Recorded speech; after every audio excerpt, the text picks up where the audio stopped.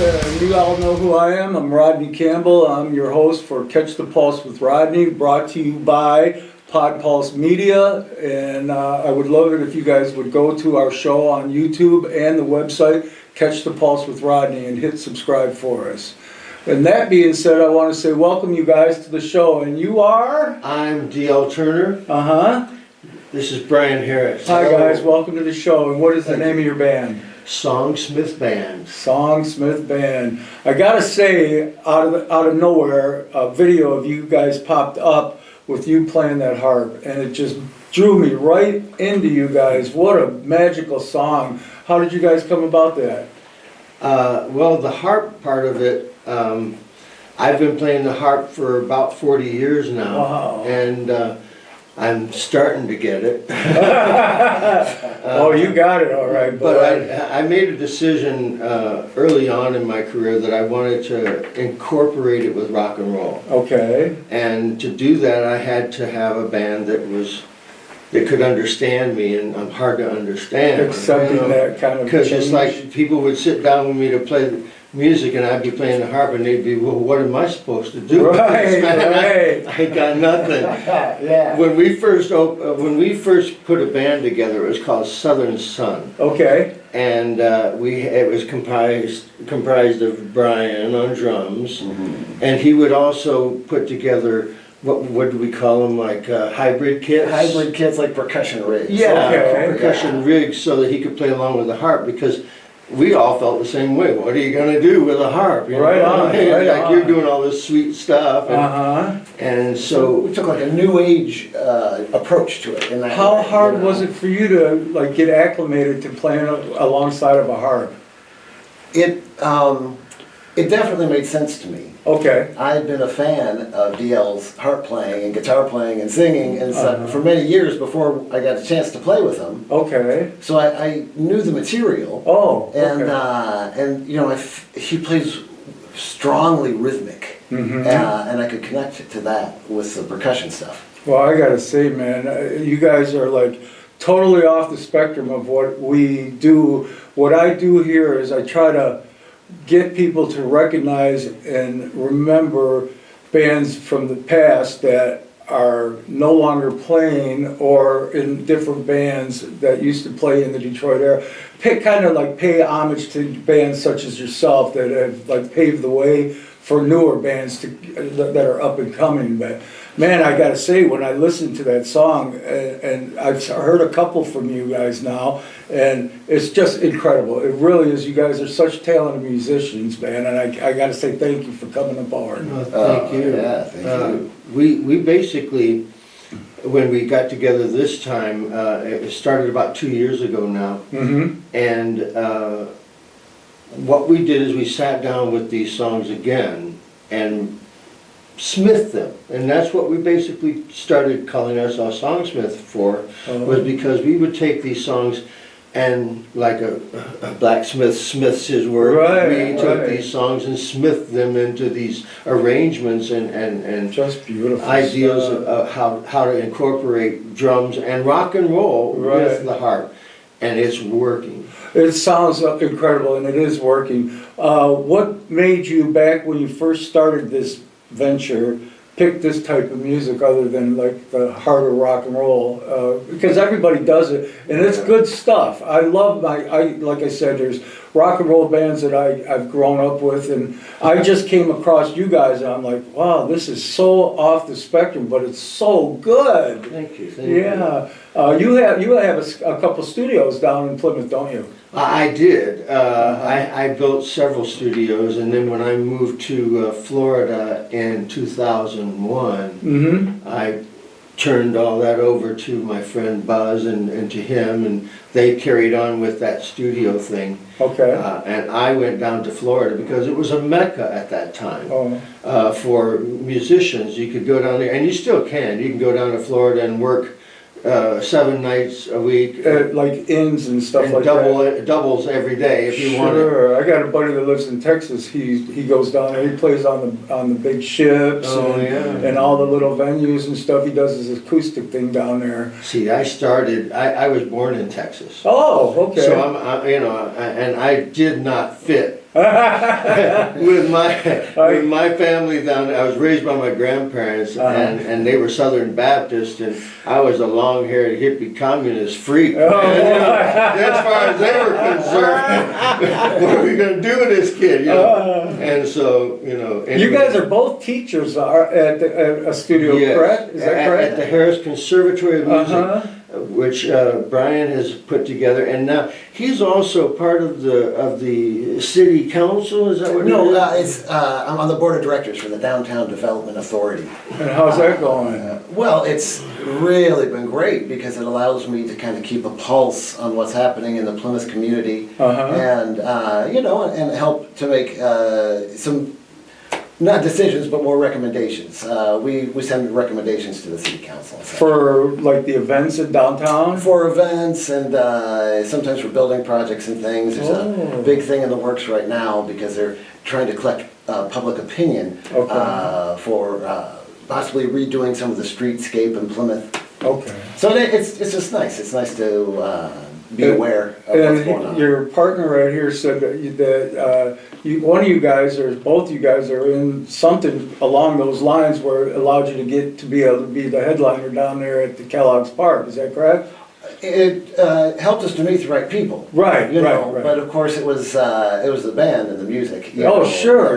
That carried it there. But yeah, it does also help you to know individuals in the community to network in that way, and that's nice too. Because I'm a business owner in Plymouth. I have been since 2015. Oh, if you don't mind, what are you doing? It's the Harris Conservatory. Oh, that's right. I'm sorry. That's all right. I'm sorry. So the only music store in downtown Plymouth. There's quite a few in the township there. When we were children, we'd get on our bicycles and ride down there to that candy store. Oh, I don't even think it's there anymore. Oh, it's probably still there. Oh my God. Candy is always good. Yeah, we used to go there and get the penny candy and then go over to a creek behind the Hardee's that was there and what they call crawdads. They're like little lobsters. We would catch a whole bunch of them and ride our bikes back to our house and throw them in bed with our mom when she was sleeping and stuff. Oh, yeah. Oh, we were little monsters, but Plymouth's a great town, man. And So, how does a student get to become a student at your facility? Well, they can walk in the door. Okay. Or they can go to our website, which is www.hcommusic. You hear that, people? If you want to be a classic rock and roller, you guys need to get over to these guys and let them teach you the ways of the world. The ways of the world. The ways of the world. All the teachers on staff are professional performers with years of stage experience. Okay. I pay my teachers more than any of the other facilities in the area do. Okay. And so, yeah, you get a higher quality. Plus, in addition to rock and roll and things like that, I also have a lot of super legit staff. Oh, good. I have good vocal staff. and band people, Yeah, when me and my older brother, we took a venture years and years ago. We bought a bar called the Token Lounge. Yeah. And I didn't know nothing. I got in a motorcycle accident. I got a little chunk of change, and my older brother come to me one day and says, "Hey, I got an offer you can't refuse." And I says, "What?" And he told me I need $10,000 to go in half with another guy to purchase the Token Lounge. From then, the owner was Larry Marshall and Frank, can't pronounce his last name. So I loaned him the money to do it, and we were only in business for like 2.5 years, and we just didn't know how to run a bar. I wish I could get that bar back now, but man, that place, it's one of the like 4 founders of rock and roll, and he does a lot of other stuff in there. He owns the manor behind there. He does weddings and soft rock. They have dances. Yeah, and that would be something that you guys would fit right in at. I know you guys do a lot. I know you guys do a lot of outdoor venues. You want to mention some of them for me? Sure. You want to give them the list? Yeah. Well, yeah, we're working with a company called Jag Productions, and they book festivals all over the Metro Detroit area. Okay. And there's a few other agencies we work with. But we have coming up in May, we have the Music in the Air. Music in the Air. It's is the the first Friday one. night concert series And in then we downtown have Plymouth. Downtown, Then at the we Kellogg have Park? Kellogg Park, yeah. Okay. Wixom Festival, Wixom concert series. Huron River Festival Yeah, and in Ann Arbor. in Ann Arbor, and then we also have Northville. Northville, and we're hoping to get Farmington. We'll find out Yeah, about we're that one working as on we that move for forward. you, sure. You know, one of the things about the Harris Conservatory and what we do, Mhm. and the past combined together is that one of my sayings, I've always used it since we did our first album, and it was before a song called Journey Down Dream River. I said these words, I said, my goal is to facilitate the dreams and goals of others Oh, wow. while facilitating my dreams and goals. Your life as well. My life, your life, I'll give, you give, we all succeed. Wow. And that's- if everybody had that kind of format in their thinking, I mean, we would all get along a lot We better would get in life. along wonderfully, man. So when we got together at the Harris Conservatory, what we're doing is we rehearse there an average of 20 hours a week. now Wow. For over 2 years. No kidding. So that's what makes a band shine. Sure. When you have that kind of dedication Yes, sir. of all the members and they come in religiously, Uh-huh. we even call it sanctuary when we rehearse. Wonderful. And everybody comes there. If you got something out there that's bothering you, when you come in here, you don't have to be bothered by that anymore. Let Right. that go, and this is what we're all gonna do This right is a here. free space. And so Wow. it really is that way. And so we have all that documented because we record every single session. Okay, I got you. And, It seems like you guys just get along wonderfully. well, we all unfortunately- love each other, and that's very important. Sure, I mean, that's yeah. wonderful. You know, Yeah, I it mean- shows. It shows in your music and you Well. guys just sitting here. So yeah, I'm like, I'm looking at some of this stuff that I got written down, and your style of music is anywhere from soft rock to new age, some smooth jazz, and let's talk about this one, the yacht rock. What's that See, yacht rock is like the Doobie Brothers now. one? Okay. And Steely Dan. Steely Yeah. Dan, James and Taylor. I love all that Jim stuff. Croce. Yeah. You know, I mean, all the stuff we know and love, Uh-huh. but it's just, it doesn't fit into classic rock. I understand. A soft rock, maybe. Uh-huh. Those are descriptive adjectives. So you put your flair on a cover song and tone it down a little bit, or bring it up a little bit and make it your what? But we yours? make it our own. Yeah. We change it around. Some of Sure. them are, in terms of intensity. Okay. Some of them are elevated. Yeah, yeah. But definitely one of the trademark things, I dare say, is a lot of dynamic. Mhm. In most songs, you're going to hear things come way down. You'll hear things come up and get very heavy and exciting. Right. And which is one of the things I love about the band. Okay. Right. Because it requires a lot of listening to each other.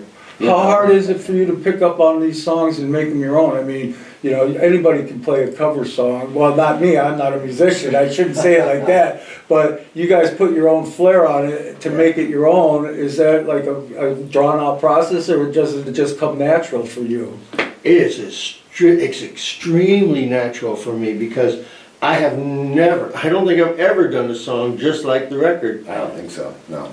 People get mad at me about it. Really? I'll be in bands and they'll say, we're gonna do this song, and then they start to do it like, Rick, I don't like that, I don't wanna do it that way.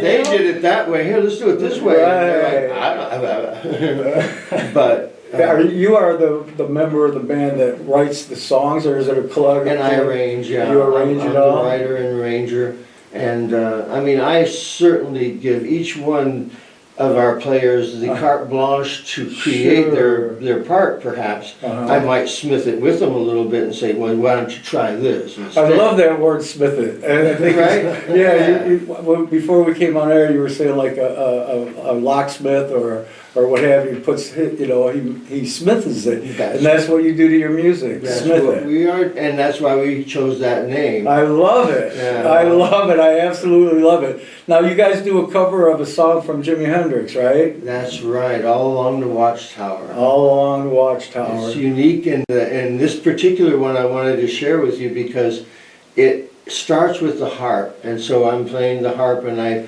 set the foundation of the song. Then the band comes in, and of course you hear this rock and roll band with me playing the harp, and a lead guitar player that plays Jimmy like Jimmy. hot Okay. stuff on the side, right? Uh-huh. So you got all that going on, and then our keyboard player Aiden, you know, has hair down to about there. Wow, I'm jealous already. He's just too cool for words, man. He's also the music minister at a church here in Westland, I believe it is, on Wayne I Road. think it is Westland. Okay, I got a friend, his name's Tommy Ingham. He's played in quite a few rock bands, and he is a part of a congregation out in Wixom, I believe it is. See? And he plays gospel music, and he's got hair like this, and he's a hell of a rock and roller. But when he gets down to church, it's just as cool, man. Well, you don't want to judge a book by its cover. In other words, you know, we've had situations in our lives where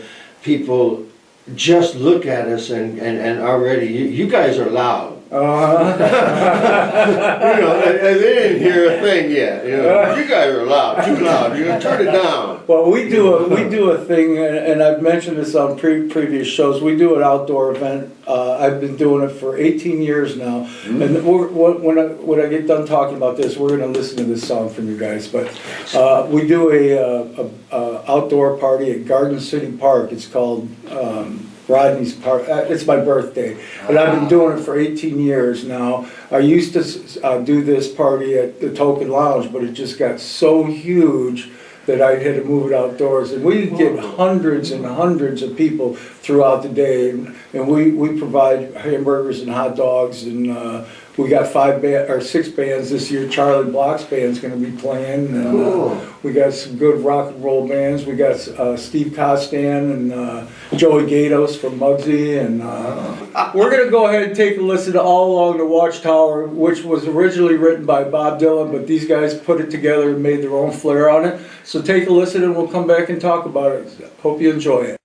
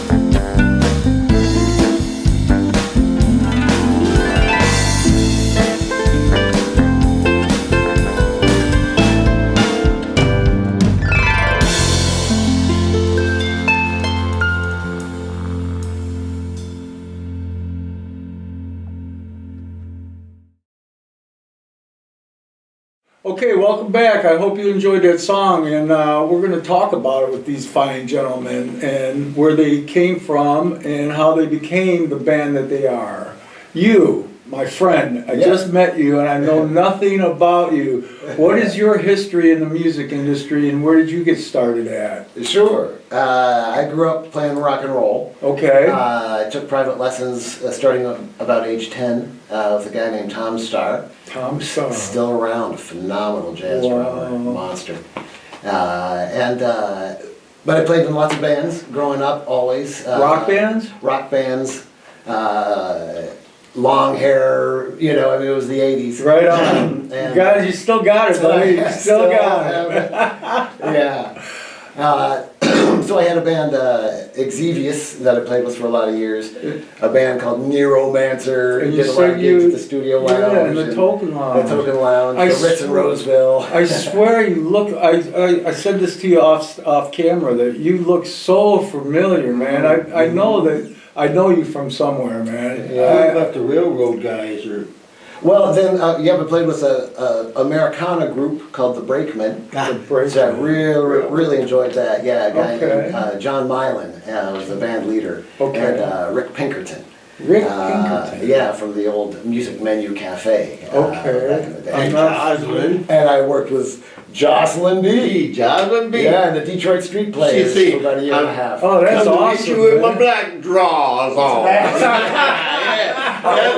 Meet you with my black drawers. Wow, you got that was a 9-piece blues R&B funk band. I dig a lot And, of it it. was Joey great. Gatos is coming in. He went down. We're going to talk about it. He does some incredible blues too, but he puts his flair on it, and it's like a rockabilly. I don't know how to pronounce rockabilly blues song. That guy, he could make his guitar swing like, oh my God, it's just incredible. But I want to talk to this guy about his harp and how did you come about incorporating it into this band that is just phenomenal? Well, you know, I've been a guitar player. I started when I was 5 years old. Oh, okay. I was beating my grandmother's tennis racket. She had a tennis racket. I put a string around that thing, had a bread wrapper. Oh my I was goodness. working it, you know, until I broke the strings on her tennis racket. So she figured maybe we should get the boy a guitar. You I know? think so, yeah. And so I started playing guitar, and I did well. I was in Mrs. Snow's Boys Choir. Okay. Is that at a school? No, that was through the city that I lived in Texas, Oh. Harlingen, Texas. Oh, okay. And so Mrs. Snow was this teacher, and she would teach all these boys, and it, like a Vienna Boys Choir sort of thing. All right. And they were all wonderful singers. And Nice. so I was doing vocal training from 5 to 14. No kidding. And then I joined the United States Army in... Thank you for your service. Thank you for saying so, yeah. Awesome. 1970 I did that. Okay. And I went to Korea. And when I joined up, they said, you got two choices, boy, little guns up close or big guns way back. I know which one I you said, I'll picked. take the big guns way back. And so artillery, and I got kind of injured up on the DMZ of Korea. So Oh. they had me go to Seoul, and they didn't want to put me back on the front line in the DMZ, and they said, what we're going to do, boys, we're going to put you in the Army Choir. No I said, Army kidding. Choir? Wow. I said, I didn't know there was an Army Choir. And so they had me audition, and I passed with flying colors, and so I toured with the USO shows, the Hope tours to Vietnam, Thailand, Japan, Korea, Holy moly. entertaining the troops. That was my job. No kidding. Isn't that fun? That's an incredible story, Yeah, man. and so that's what my Army service was. When I Okay. got out, I had a friend named Mooner. Mooner. Mooner. It's Thaddeus Robert Moon. Okay. We called him Mooner for short. All righty. He called me and said, I'm going to come down and pick you up when you get out of the Army, and we're going to, travel the country in my new LTD car. No And I said, okay. So we got, Discharge. well, and put a pound of oregano under the seat and went on a big tour. and had a great time. And so we met people, did things, and saw every state in the Union. Oh my goodness. Wonderful time. And when we came when we got done, we decided to come back where he lived, which was Dearborn. Okay. And so I started working here. I opened for a band called Salem Witchcraft. Oh, we know him well. You know who I'm talking about. Yeah. Pick and Yeah, all the boys. oh right? yeah. And so down on Heinz Drive, Uh-huh. and down at the Rouge Park concert. Yes, sir. And I played down there. I got handed the song Stairway to Heaven by my label back then. No kidding. They said, we want you to do this song at the show. Right. And so I learned it and everything, and it was just being released. No way, man. And so I got to do the song while it was being released, and so people were saying, "Man, is that your song?" Oh my God, that's telling our age, man. I still do it too. I love it. You guys do Stairway to Heaven? Oh yeah. Yeah, we do it. Oh, That's yeah. incredible. Alice's Restaurant in its entirety. Oh my goodness, that's a great song. So I've been doing this all my life. Is What I'm about the saying. Archies? Anything from the Archies? No. You No. don't have the cereal box with a cutout 45 on it? Oh yeah. No, that's right. Oh man. Well, so anyway, somewhere along the line, I ended up as the bass player and mandolin player for Fiddler on the Roof, the musical. You play mandolin as well? Oh yeah, and violin. Holy and, mackerel! a bunch of other things too. But Uh-huh. but what happened is the conductor of this orchestra was Andrew Henderson, and he was a harpist. And Okay. he said to me, "I've got a secondary harp at home that just sits there, and maybe I'll sell it to you for $700." I don't know anything Well, about I it. said, that's a fair deal. I mean, they're usually $10,000. Holy You know? mackerel! So I said, I'll take that. And so I thought it was a furniture piece or something, and I fixed it up and made it better. And all in all, that started me on my journey with harp. Is that the one you still play? Well, no, I had one made here in Detroit Okay. by William Webster, Okay. handmade and to my specs. Oh yeah, to my specs. And then he, when I got it, it was so stark white, I had it painted by Don Copeland at the University of Windsor with Okay. flowers and hummingbirds and Oh, beautiful wow. things, vines and stuff. Uh-huh. So it's really ornate art piece now too. And then the electronics were put in by Tim Jagman, who was the guitar tech for Rush. You were saying something. Yeah, and he built that up for me. So the harp sounds incredible, you know, Oh, yeah. with the group and everything else. But that's how I got started with the harp. And then I played at the Mayflower Hotel for about 12 years. You were the house band. I was the house musician there. I played the harp in the dining room, and of course for their brunch on Sunday, which fed 800 people That's every single insane. Sunday. Yeah. And then I would play in their Crow's Nest Lounge and all That that. place has got a lot of history, Yeah, man. and that's where Brian and I really got to know each other. And then we also worked together at the Get Fiddler music store over in Northville. Okay, yeah. And so the history goes back a long way. He would come up and listen to me play, and a lot of other people. Uh-huh. And I had a lot of fans. And then when I came back, we did a concert at the Penn Theater Right, in, right. in Plymouth Yeah. last November the 8th. That's where this clip that we just saw a while ago Uh-huh. came from. Okay. And we recorded it with 3 cameras, and then also multi-tracked it. Did a feed off the console, and so we had a multi-track mix of that show as well. We're going to release that as a movie real soon. Oh, wow. Congratulations. Yeah, we're excited about that, and we'll have all the clips too that we can just send out as media. Well, I whatever call gotta it. say this, after we do this show with you, we build on our website, we make a page for our guests where you can advertise, post your events, when you're playing and where and everything like that. That's all coming, and we give that to our guests to say thank you for coming on our show. Thank you. So like I said, it's been a pleasure meeting you guys. And before we go, let's talk about where you guys are gonna be playing next. The soonest event we're playing is called the Spring Artisan Market in downtown Plymouth. All right. That's April 18th. April 18th, It's y'all. coming right up. Yeah, and it's a morning event. Okay. The event starts at 9. We've got a couple of good friends who are going to play. All right. A local gentleman named Pedro Suarez. Pedro Suarez. I don't... Fantastic guitar player, Wow. great singer, really good. It's from Cuba. Oh, He nice. does this Latin jazz thing, plus his own kind of flair on like pop covers and stuff. Okay. Really talented. And then a gentleman named Danny James, who is a blues guitar specialist, just coming on to staff at the conservatory. Okay. He's going to play, and then we'll go on noon to 3. Okay, that's when you guys go on stage, noon to 3? Yeah. Do you play the entirety, or do you take a break between? Oh, we'll take a break. Okay, that's a lot of But time. we'll be right there in Kellogg Park, not far off the flagpole. So y'all know the date and the time. You guys need to get out and see this incredible band. And once again, this show is all about promoting and helping bands that are trying to further their career. And I'm glad to be part of it. And I want to say thank you so much for coming in and doing this show with me. Yeah. I really appreciate it, and good luck. Thank you. All right, nice meeting you guys. Thank you. Very nice to meet you guys. Do the podcast, the Oh. plug. Oh yeah, okay, hold on. I gotta look at it where I'm at. Oh yeah, by the way, we are brought to you by Pod Pulse Media.